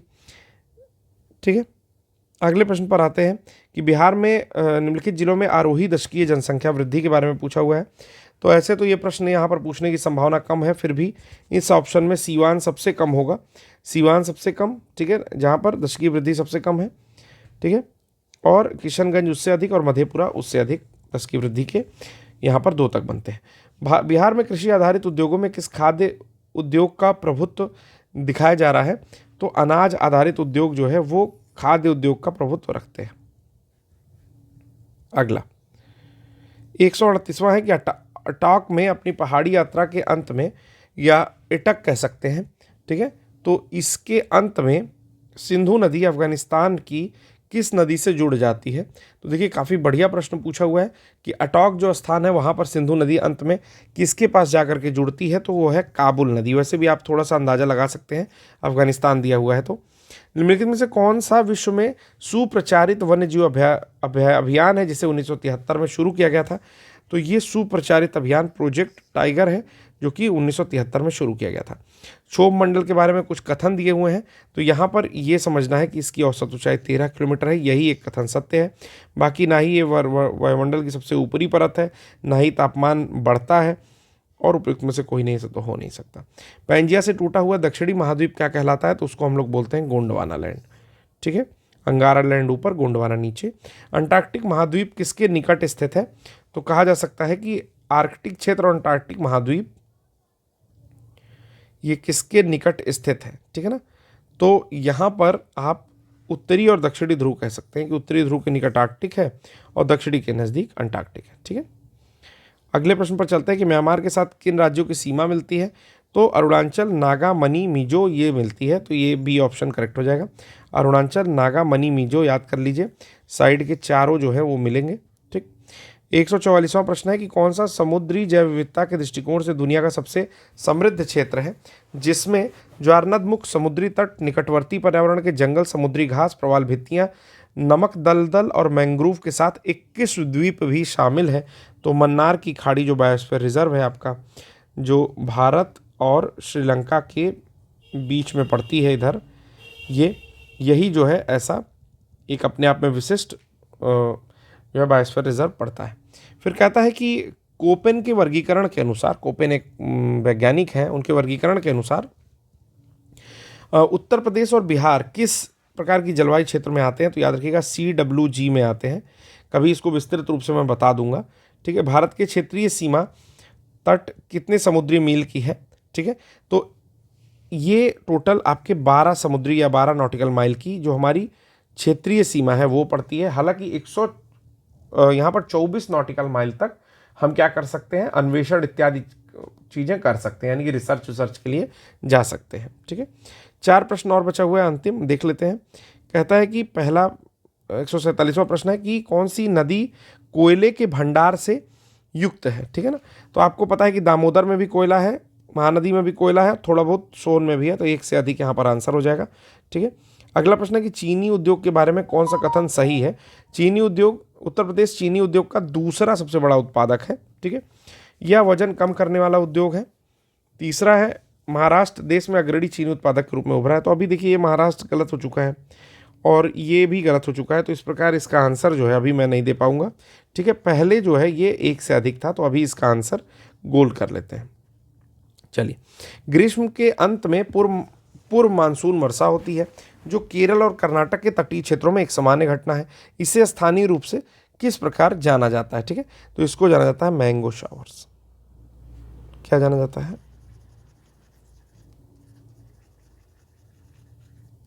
Mango showers. ठीक, वातावरण मुख्य रूप से किसके द्वारा गर्म होता है? ठीक है, प्रश्न है वातावरण किसके द्वारा गर्म होता है? तो वातावरण जो है याद रखिएगा दीर्घ तरंग स्थलीय विकिरण जो होता है उसके द्वारा गर्म होता है। देखिए जो सूरज होता है वो गर्म होता है बहुत ज़्यादा, तो जितना ज़्यादा टेम्परेचर अधिक रहेगा उतनी छोटी छोटी वेवलेंथ छोड़ेगा। मैंने डेल्टा को नीचे से दिखाया है, ठीक है, डेल्टा नहीं, आपका लेमडा को नीचे से दिखाया, लेमडा से दिखाते तरंग दैर्ध्य, तो मैंने दिखाया नीचे यानी कि छोटी वेवलेंथ छोड़ेगा, ठीक है ना। जब वो छोटी वेवलेंथ आती हैं और यहाँ पर टकराती हैं, छोटी छोटी वेवलेंथ यहाँ पर टकराएंगी छोटी छोटी वेवलेंथ, तो क्या बनेंगी, अब ऊर्जा लॉस करेंगी और बड़ी बड़ी वेवलेंथ में कन्वर्ट होंगी। किसमें कन्वर्ट होगी, बड़ी वेवलेंथ में कन्वर्ट होंगी, और ये जो है आपका एटमॉस्फेयर में ट्रैप हो जाता है, ठीक। तो इसको बोलते हैं स्थलीय विकिरण या पार्थिव विकिरण, जो बड़ा वाला है वो यहाँ पर रुक जाता है। इस प्रकार 150 प्रश्नों का हमने ठीक ठाक एक्सप्लेनेशन के साथ, तेजी के साथ इसको कर लिया है। आशा करता हूँ कि आपको पसंद आ रहा होगा, और पढ़ना लिखना है तो पढ़ लिख लीजिए, फिर बहाने तो चलते रहेंगे, ठीक है। 90 दिन के पढ़ाई में आप एग्ज़ाम निकाल सकते हो, 30 दिन के पढ़ाई में आप चीज़ें रिवाइज़ कर सकते हो। तो अब रिवीजन का समय बचा है, मुझे आशा है कि पिछले 3-4 महीने से आप लोग पढ़ ही रहे होंगे। तो चलिए, जो भी है कर लीजिए, आपका जीवन है, आपको करना चाहिए। आज के लिए बस इतना ही, धन्यवाद।